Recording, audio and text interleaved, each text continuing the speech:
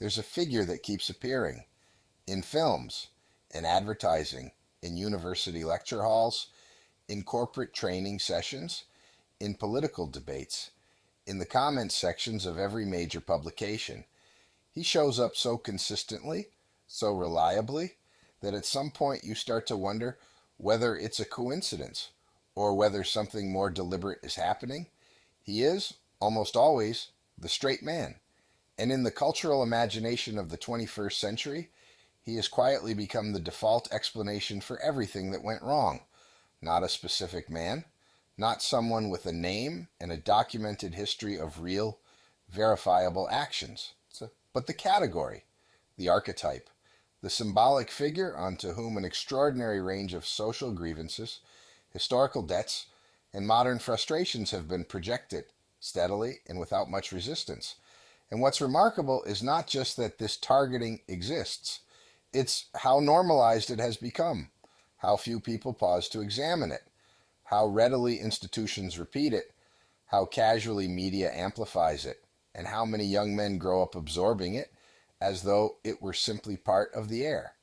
Something you move through, not something someone designed. That's what this is actually about, not a defense of bad behavior, not a nostalgic argument for hierarchies that cause genuine harm, but an honest examination of a cultural process that has quietly crossed the line between accountability and scapegoating, and the consequences of that crossing, the ones nobody seems willing to discuss out loud. Because here's the thing about cultural narratives. They don't announce their biases. They don't arrive with a label that says this is ideology, or this is propaganda, or this is a simplification constructed to serve someone's interest. They arrive dressed as common sense, as the obvious interpretation, as the only reasonable conclusion a reasonable person could reach. And by the time you start noticing something is off, the narrative has already built its own infrastructure, its own vocabulary, its own enforcers, and questioning it, even carefully, even honestly, already sounds like heresy. So let's be careful, and let's be honest, because this conversation deserves both. Think about the traits that, not so long ago, were understood as masculine virtues: leadership, the capacity to direct, to organize, to take responsibility for outcomes rather than wait for someone else to handle it; competitiveness, the drive to improve, to push past resistance, to measure yourself against difficulty and come back stronger; ambition, the desire to build something that matters, to not waste the time you have; stoicism, the ability to absorb difficulty without broadcasting it, to stay functional under pressure, to not collapse the moment things get hard. These weren't fringe values. These were the foundations of entire civilizations. Fathers taught them to sons. Mentors passed them to apprentices. They were embedded in religious traditions, in philosophical schools, in military codes, in economic philosophies, across cultures, across centuries, not because men in those cultures lacked emotional depth, but because they understood something: that a world with hard edges requires people who can meet hardness without dissolving. Now look at how each of those same traits has been reframed. Leadership becomes dominance, not the legitimate exercise of earned authority, but the illegitimate imposition of will onto people who never consented to be led. The man who takes charge in a room is no longer filling a functional role. He is crowding out other voices. Competitiveness becomes aggression, the instinct to win, to improve, to not simply accept whatever outcome arrives. This gets reread as hostility, as an inability to tolerate others succeeding. Ambition becomes privilege, the desire to build a career, to advance, to accumulate something. This is understood not as human drive, but as the exercise of an unfair advantage that distorts outcomes for everyone else. And stoicism, perhaps the most profound of all classical masculine virtues, stoicism becomes repression. The disciplined containment of emotional response becomes pathological denial, a wall built against authentic human connection, a sign that something inside you was never properly developed. None of these reframings are random. Each one takes a behavior, strips it of its original intent, and substitutes a different interpretation, one that is inherently negative and inherently about harm to others. And once the reframing is in place, the behavior itself becomes suspect. The man who leads is a dominator. The man who competes is a threat. The man who wants to succeed is appropriating something that was never really his. And the man who doesn't externalize his suffering is broken in ways he hasn't yet admitted to himself. What this means, in practice, is that there is no position from which a straight man can simply exist without his existence being interpreted as a cultural problem. That's not accountability. That's something else entirely. There's an asymmetry that rarely gets discussed directly, but it shapes almost every major cultural conversation of the last decade. It goes like this: when a member of most social groups does something wrong, commits a crime, makes an error, if behaves badly, the cultural reflex is to individualize the failure, to ask what happened to this specific person, what shaped their choices, what circumstances produced this outcome. The individual gets contained. Their failure belongs to them. It can be examined without becoming a referendum on everyone who shares their demographic category. That reflex does not apply to straight men. When a straight man commits an act of violence, the conversation immediately expands. It becomes a conversation about male violence, about masculinity as a cultural force, about what men are taught, what men are allowed to believe, about the entire architecture of male socialization. His individual choice becomes evidence of a collective pathology. His name becomes secondary to his category. He's not first and foremost a specific person who did a specific thing. He's a data point confirming something about the group. This is not how justice works, and it's not how any serious ethical framework operates when it's applied consistently. The moral logic that says the actions of the individual reveal the nature of the collective is not a new logic. Humanity has used it before, in darker chapters than this one. The logic that says any member of a group carries, simply by existing, some inherited weight of collective guilt. That logic has never led anywhere good, regardless of which group it targets. But here's what makes this particular version so durable. It has been dressed in the language of progress. It doesn't sound like the scapegoating mechanisms of the past. It sounds like reckoning. It sounds like accountability. It sounds like finally naming a problem that was previously too uncomfortable to name. And that framing gives it a kind of cultural immunity, because to question it is to appear to be defending the problem itself. The architecture is elegant if you're not paying close attention, and most people aren't. Let's talk about media, because no honest conversation about this is complete without it. The business of media, all media, regardless of ideological orientation, is attention. And attention is not captured by complexity. It's captured by conflict, by clear heroes, by clear villains, by narratives that reduce a tangled social reality into something a viewer can process in the time it takes to scroll past a headline. Complexity is the enemy of engagement. Simplification is the product. And in the specific economy of prestige media, the kind that dominates major publications, documentary formats, and the institutional spaces of academia, there is a villain archetype that has proven extraordinarily reliable: the privileged straight male. He's useful precisely because he's legible. His existence can be invoked without explanation. His guilt can be assumed without evidence. And his discomfort, when he objects, can be read as confirmation of the charge rather than as legitimate pushback. He has, from a narrative standpoint, no neutral position available to him. If he speaks, he's defensive. If he stays silent, he's complicit. If he agrees, it's the bare minimum. If he disagrees, it's proof of the problem. This has been enormously profitable, not in a conspiratorial way, not as a deliberate plot designed in a room somewhere, but in the ordinary mechanical way that markets shape behavior. Outlets that produce content blaming straight men for cultural dysfunction get engagement. They get shares. They get arguments in comment sections that generate more engagement. They get cited by other outlets. They get invited to panels.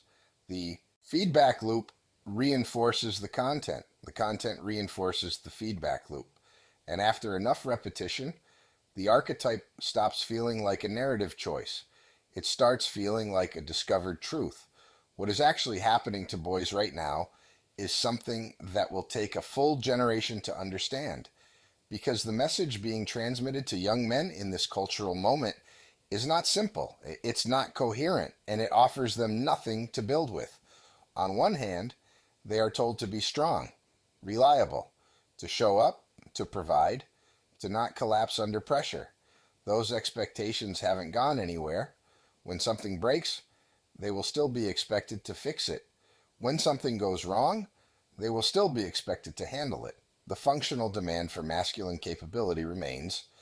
If anything, it has intensified alongside the economic pressures of modern life.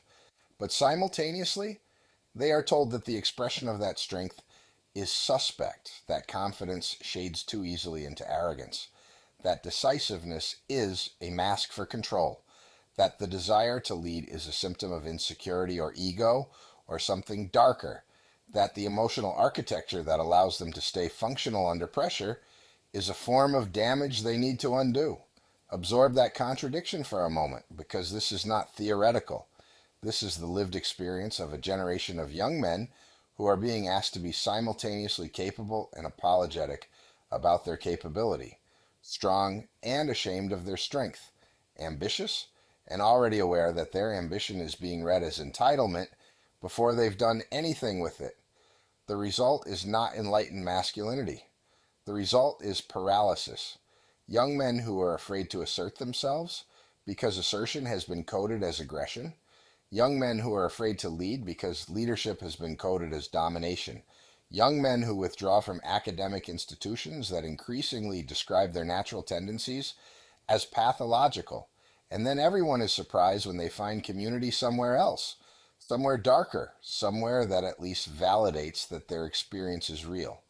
This is what happens when you tell a group of people that their instincts are dangerous, that their history is a debt they personally owe, and that their future requires them to continuously prove they are exceptions to a rule that defines their category as the problem.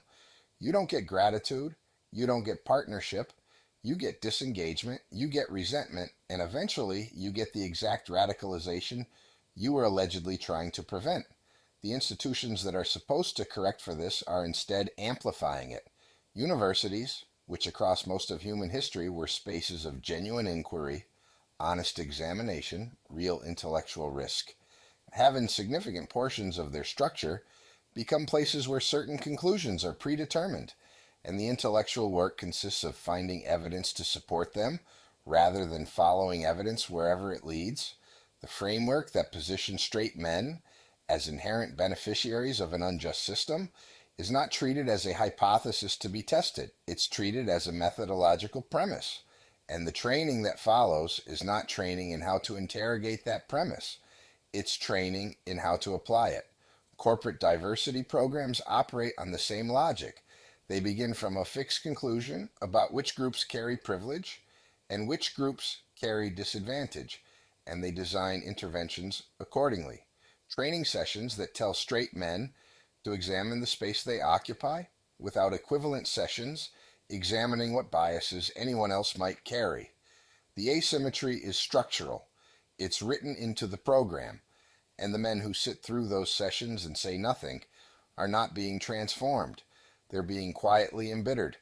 Now, and this matters, let's be precise about something.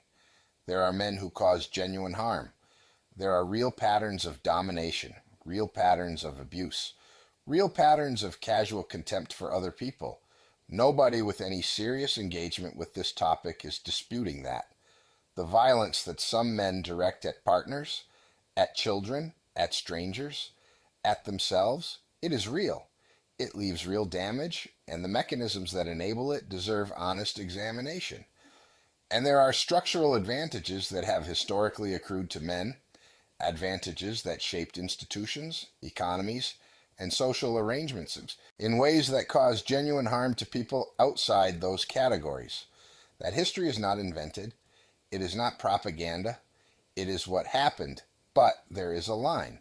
And the line exists between identifying real behaviors and attributing them to everyone who shares a demographic category.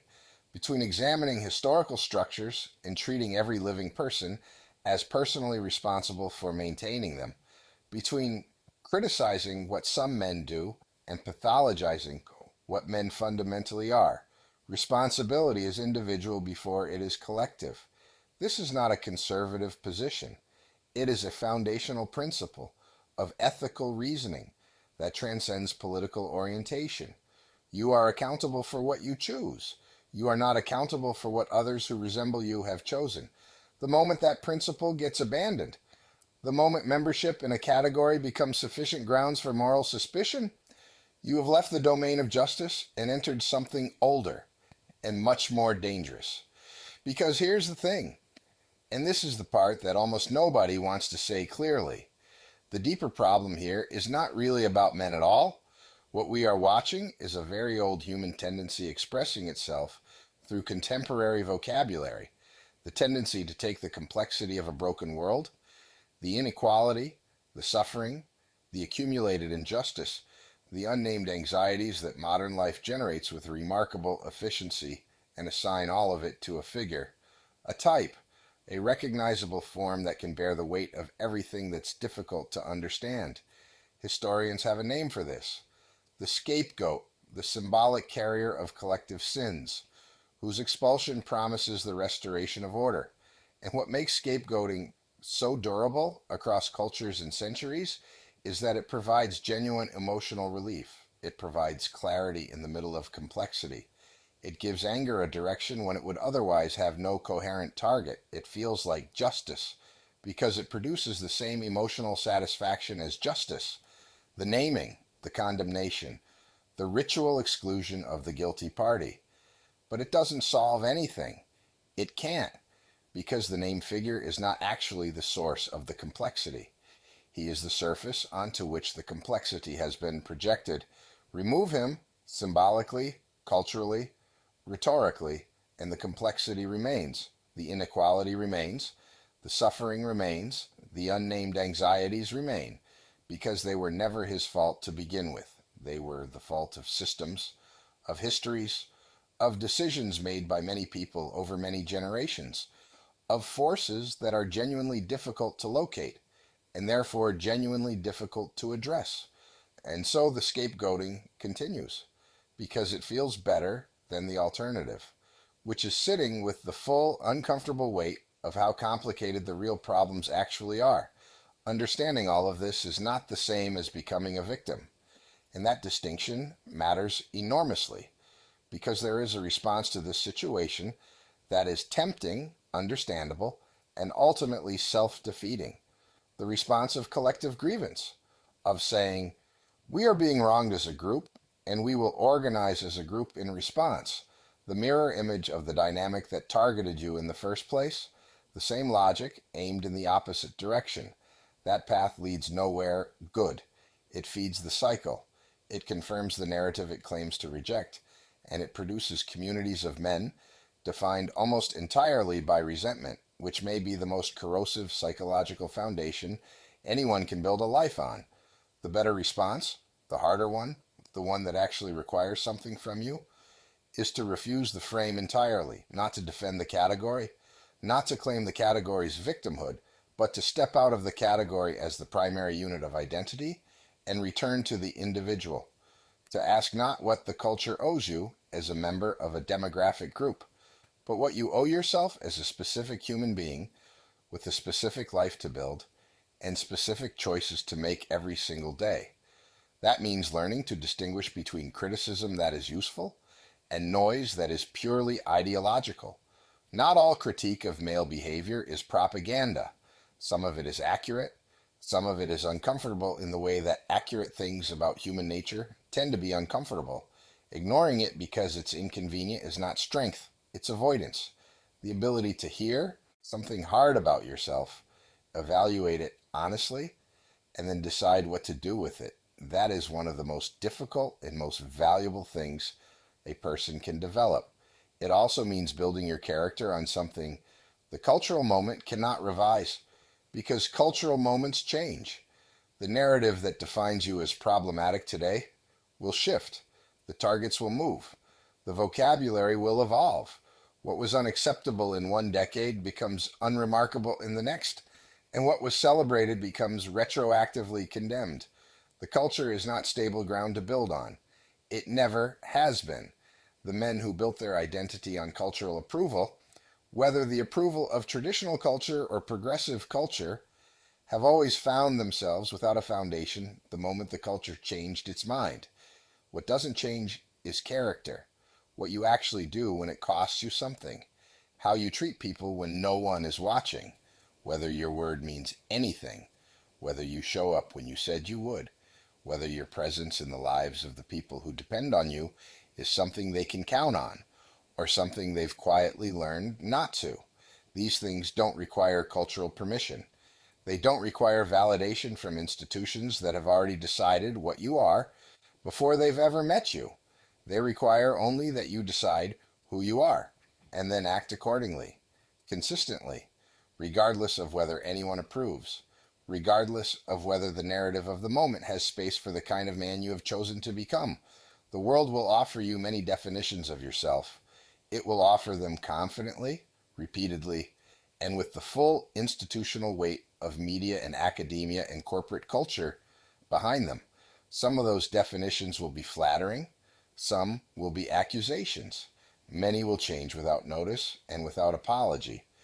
The world is not obligated to be consistent about who it says you are, but you're obligated to yourself, to the people who depend on you, to the person you will eventually look back on, to be consistent about who you actually are, not the category, not the archetype, not the villain in someone else's cultural narrative. You, the specific, particular, irreducible individual who woke up this morning and has to decide, again, what to do with the day. The question is not whether the culture approves of who you are. The question is whether you know who you are. When the culture changes its mind,